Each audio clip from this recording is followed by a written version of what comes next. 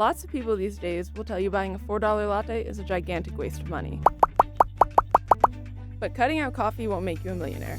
In fact, there are other ways to save that might be much more effective. Nobody needs to be shamed around what it is they're spending their money on, especially if they're in control. These are conscious decisions you're then making about how to live your life.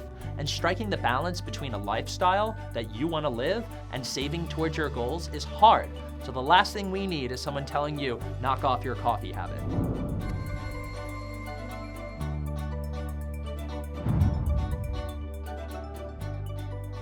What's most important here is that you become a master of cash flow.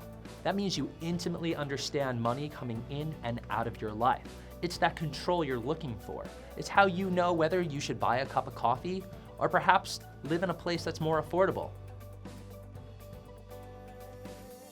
Now, what's most interesting is if you really want to move the meter on your spending and increase your savings, you're going to want to look to high-ticket items like your rent or where you're living, your car lease, and how you transport yourself to and from.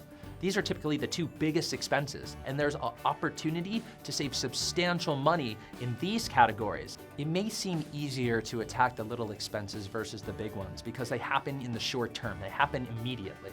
But in reality, it's the big ones that really move the meter. And those are the ones that you're locking yourself into for a long time, whether it's your rent or a car payment and a bunch of subscriptions that you may or may not need.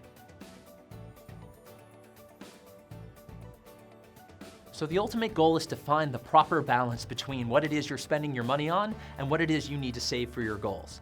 I would suggest that you look to the bigger expenses first to save big bucks before you start cutting things like coffee or avocado toast or whatever it is you do on a daily basis. It's maybe a little disingenuous to assume that we're all just out of control with our spending, when for most of us, we're actually spending with intentionality. That $3 cup of coffee isn't just because we're lazy. It's because our intentions are to be a part of an experience or something that actually improves our lives in a way that makes it worth us spending our money on.